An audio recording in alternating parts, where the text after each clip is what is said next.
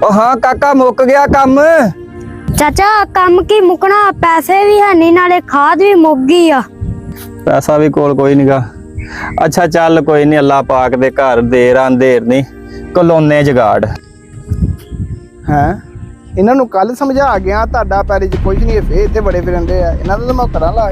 ਚੱਲਦੇ ਆ ਪਿੰਡ, ਕੋਈ ਨਹੀਂ ਉਹਦੇ ਕੋਲੋਂ ਆਧਾਰ ਖਾਦ ਚੁੱਕ ਲੈਂਦੇ ਆ, ਉਹਨੂੰ ਫੇਰ ਹੌਲੀ ਹੌਲੀ ਪੈਸੇ ਦਿੱਤੀ ਜਾਵਾਂਗੇ। ਹੁਣ ਫਸਲ ਤਿਆਰ ਆ, ਖਾਦ ਵੀ ਤੇ ਪਾਉਣੀ ਹੈਗੀ ਕਿ ਨਹੀਂ। ਉਹ ਤੂੰ ਫੇਰ ਇੱਥੇ ਫਿਰੰਦੇ ਆ ਝੋਲਾ ਜਾ ਪਾ ਕੇ। ਤੈਨੂੰ ਕਿਹਾ ਵਾ ਕਿ ਇੱਧਰ ਨਾ ਪੈਲੀ ਵੱਲ ਨੂੰ ਆਇਆ ਕਰੇ, ਤੇਰੇ ਅੱਬੇ ਨੇ ਮੇਰੇ ਨਾਲ ਕਰਦੀ ਆ। ਤੂੰ ਫੇਰ ਇੱਥੇ ਆਣ ਕੇ ਲੱਗਾ ਪੂਰਾ ਪਾ ਕੇ। चाचा मन्ने अबू मेरे ने पहली तो तेरे नाम कराती है, ਹੁਣ ਫਸਲ ਤੇ ਮੈਂ ਮਿਹਨਤ ਬਹੁਤ ਕੀਤੀ ਹੈ, ਇਸ ਲਈ ਫਸਲ ਤੇ ਮੈਨੂੰ ਚੁੱਕ ਲੈਣ ਦੇ।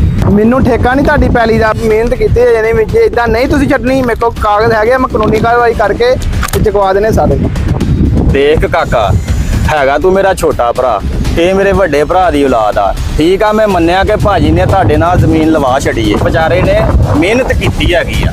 ਠੀਕ ਆ, ਉਹਨੂੰ ਫਸਲ ਲੈ ਲੈਂਦੇ, ਤੇਰੀ ਪੈਲੀ ਤੈਨੂੰ ਖਾਲੀ ਕਰਕੇ ਦੇ ਛੜਾਂਗੇ। ਮੈਨੂੰ ਤੁਹਾਡੀ ਪੈਲੀ ਦਾ ਠੇਕਾ ਠੂਕਾ ਨਹੀਂਗਾ। ਮੈਂ ਕੱਲ ਨੂੰ ਟਰੈਕਟਰ ਲਿਆ ਕੇ ਵਿੱਚ ਵਾਰ ਦੇਣਾ ਵਾ ਤੇ ਮੈਂ ਆਪਣੀ ਪੈਲੀ ਬੀਜਣੀ ਆ ਤੇ ਨਿਕਲਦੇ ਹੋਵੋ ਇੱਥੋਂ। ਚਾਚਾ ਹੁਣ ਕੀ ਹੋਊਗਾ? ਦੇਖ ਕਾਕਾ, ਅੱਲਾਹ ਪਾਕ ਦੇ ਘਰ ਦੇਰ ਅੰਧੇਰ ਨਹੀਂ ਹੈ। ਅੱਲਾਹ ਪਾਕ ਕੋਈ ਨਾ ਕੋਈ ਰਾਹ ਜ਼ਰੂਰ ਦਿਖਾਊਗਾ। ਚਾਚਾ ਭਾਨੂੰ ਨਸ਼ਾ ਕਰਕੇ ਤੇ ਪਿਆ ਵਾ, ਜੇ ਕਹਿੰਦਾ ਤਾਂ ਆਪਾਂ ਨੂੰ ਪਿੰਡ ਲੈ ਆਈਏ। ਹੈਗਾ ਤੇ ਮੰਨਿਆ ਆਪਣਾ ਭਤੀਜਾ ਹੀ ਇਹ, ਬਾਕੀ ਇਹਦੇ ਪਿਓ ਨੇ ਜੋ ਸਾਡੇ ਨਾਲ ਕੀਤੀ ਸੋ ਕੀਤੀ। ਬਾਕੀ ਸਾਡਾ ਈਮਾਨ ਹੱਲੇ ਹੈਗਾ, ਆਪਾਂ ਇਹਨੂੰ ਪਿੰਡ ਲੈ ਕੇ ਚੱਲਦੇ ਆਂ, ਲਿਜਾ ਕੇ ਤੇ ਘਰ ਛੱਡ ਕੇ ਤੇ ਫੇਰ ਗਾਂ ਲੰਘ ਜਾਵਾਂਗੇ।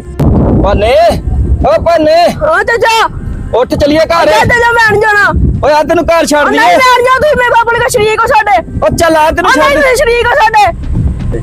ਚਾਚਾ